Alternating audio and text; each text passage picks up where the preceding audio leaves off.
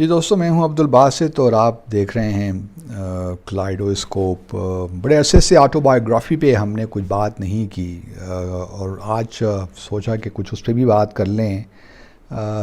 آخری جو ایپیسوڈ تھا وہ ہم نے ختم کیا تھا فرینڈز آف ڈیموکریٹک پاکستان کی جو سمٹ ہوئی تھی نیو یارک میں، جس کو کو چیئر کیا تھا president Obama, president Asif Zardari, اور اس وقت جو برٹن کے پرائم منسٹر تھے گارڈن براؤن۔ یہ نیو یارک میں ہوئی تھی ستمبر 2010 میں۔ تو یہ جو پیریڈ تھا، میں اس وقت بھی تھا ترجمان ہی دفتر خارجہ کا، اور ساتھ کوآرڈینیٹر بھی تھا فرینڈز آف ڈیموکریٹک پاکستان کا FODP کا۔ تو وہ سمٹ بڑی اچھی ہو گئی، اچھے اس میں سے اسٹیٹمنٹ بھی نکل آئی، لیکن پھر 2011 کا جو تھا نا آغاز اچھا نہیں ہوا، کیونکہ آپ سب کو یاد ہوگا کہ 27 جنوری کو لاہور میں ریمنڈ ڈیوس نے، جو کہ بعد میں ایک بہت بڑا ایشو بنا پاکستان اور امریکہ کے درمیان، اس نے 2 نوجوانوں کو قتل کیا لاہور میں اپنی گاڑی سے اتر کر، اور پھر ایک اور نوجوان بھی، عباد الرحمان بھی اس میں مارا گیا، کیونکہ جب اس نے یہ سارا معاملہ ہوا تو لوگوں نے ریمنڈ ڈیوس کو گھیر لیا، اس کی گاڑی کو، تو پھر ایک اور گاڑی کانسلیٹ سے آئی، US کانسلیٹ سے اپوزٹ ڈائریکشن سے، تو وہ جب آتے آتے اس نے ایک اور شخص کو بھی ہلاک کر دیا، اور وہ پھر ریمنڈ ڈیوس کو لے کر وہ گاڑی چلی گئی، اور لاہور میں جو US کانسلیٹ جنرل ہے وہاں پہ ان کو رکھا۔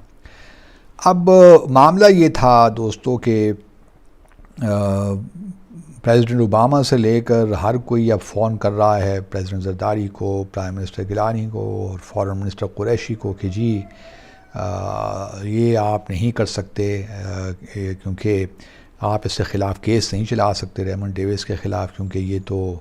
کانسلیٹ جنرل کا امپلائی ہے، اور جو انڈر 1963 ویانا کنونشن ہے آن کانسلر ریلیشنز، اس کے تحت اس کو امیونٹی حاصل ہے، تو یہ آپ اس کو ریلیز کیجئے اور فوراً آپ اس کو امریکہ بھیجوائیے۔ لیکن یہ بحث اب کہ ڈپلومیٹک امیونٹی وہ انجوائے کر رہا تھی یا نہیں، یہ بڑا انٹرسٹنگ معاملہ تھا فارن آفس میں، کیونکہ اس وقت یہی بحث ہمارے ہاں، اور پریزیڈنسی سے بڑا پریشر تھا فارن آفس پہ کہ بھئی آپ کس طریقے سے کریں کہ اس کے پاس ڈپلومیٹک امیونٹی ہے، لیکن ہم کیسے کرتے؟ مجھے یاد ہے کہ اس زمانے میں بہت سی میٹنگز بھی ہوا کرتی ہوئیں۔ 27 جنوری کو یہ واقعہ ہوا، اور اس کے بعد ایک بڑا ہنگامی طور پہ ملاقاتیں بھی ہوتی تھیں، مل بیٹھتے تھے ہم لوگ، اور اس وقت جو ہمارے چیف آف پروٹوکول تھے غالب اقبال، وہی بڑے پریشر میں تھے، کیونکہ سارا معاملہ پھر ان کی ٹیبل پہ آ کر رک جاتا تھا۔ جب پروٹوکول ڈویژن نے اپنا سارا ریکارڈ چیک کیا، تو ہمارے پاس تو کوئی ریکارڈ ہی نہیں اس ڈیوس صاحب کا کہ یہ کہاں سے آئے ہیں اور کیسے آئے ہیں، کیونکہ جتنے بھی ڈپلومیٹک یا کانسلیٹس وغیرہ میں جو بھی اسٹاف ہوتا ہے، اور جو ورک ویزا پہ آتا ہے، ڈپلومیٹک ویزا پہ آتا ہے یا آفیشیل ویزا پہ بھی آتا ہے، تو ان کا پورا ریکارڈ فارن آفس کے پاس موجود ہوتا ہے کسی بھی مشن کا۔ تو ہمارے پاس تو کوئی ریکارڈ ہی نہیں تھا کہ بھئی جو ڈیوس ہے، ریمنڈ ڈیوس، وہ لاہور کانسلیٹ کے ساتھ کام کر رہا ہے۔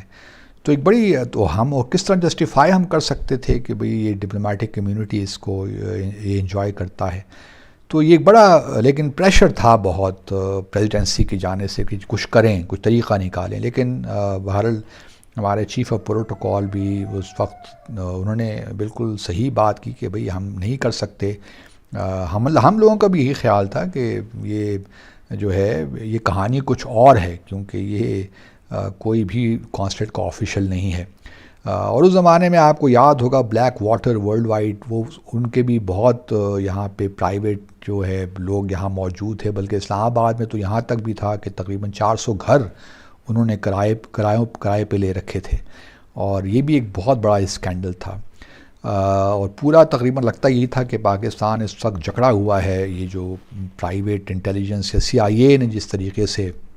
بلیک واٹر کو یہاں ان کے جو ہیں لوگوں کو ہائر کر کے یہاں پہ چھوڑا ہوا ہے پاکستان میں، اور فاٹا ریجن میں خاص طور پہ۔ تو ایک بڑی اس وقت ٹینس صورتحال تھی. بہرحال فارن آفس نے پھر اور شاہ محمود قریشی صاحب نے یہی کہا کہ جی ہم یہ نہیں کر سکتے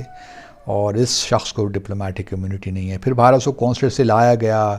جیل میں رکھا گیا, اس کے خلاف کیس بھی ہوا, اور پھر اس دوران ہمارے کچھ ادارے کوشش کرتے رہے کہ دیت کا معاملہ ہو جائے, پیسے وغیرہ دے کر معاملات ختم کریں, اور ایک طرف کورٹ میں پروسیڈنگز بھی ہو رہی تھیں اور دوسری طرف دیت کا معاملہ بھی چل رہا تھا. تو پھر فائنلی تقریباً $2.5 ملین کے قریب رقم ہوئی. انہوں نے, امریکی حکومت نے کہا کہ ہم دیتے ہیں, یا پھر بلیک واٹر وائٹ نے ہی کہا ہوگا کہ ہم اپنے جو ہے جو ہمارا پرائیویٹ یہ جو ہے سیکیورٹی انٹیلیجنس کا بندہ, اس کو ہم یہ پیسہ دیتے ہیں. لیکن بہرحال وہ پیسہ جب ملا اور پھر جو دیت کا معاملہ سیٹل ہو گیا تو پھر اس کو رہا کر دیا گیا. اور یہ پھر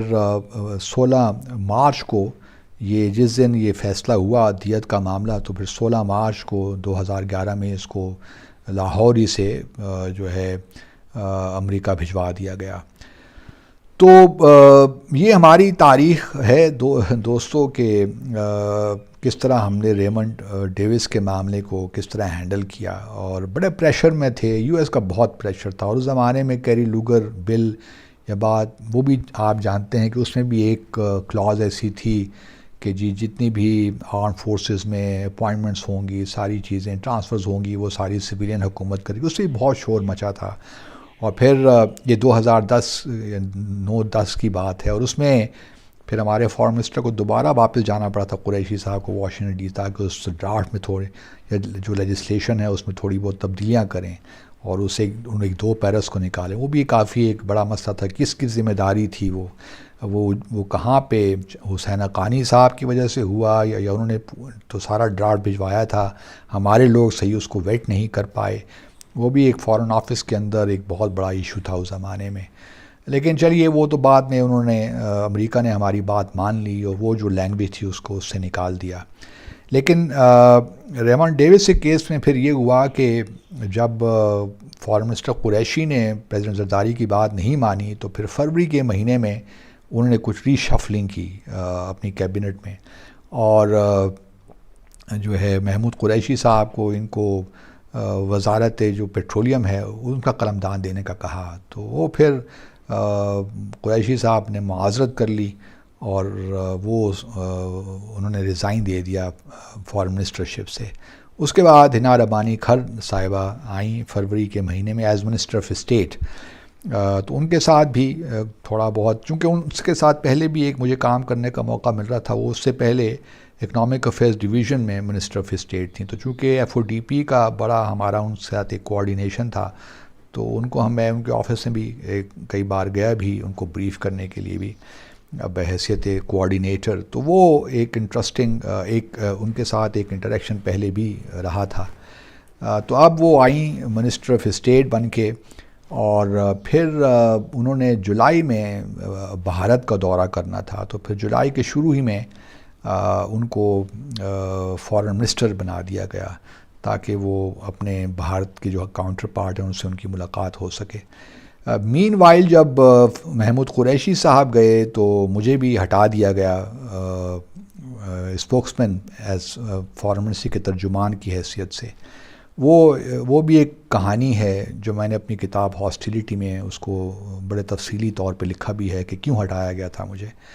تو وہ اگر آپ پڑھ لیں گے تو آپ کو پتہ چل جائے گا. لیکن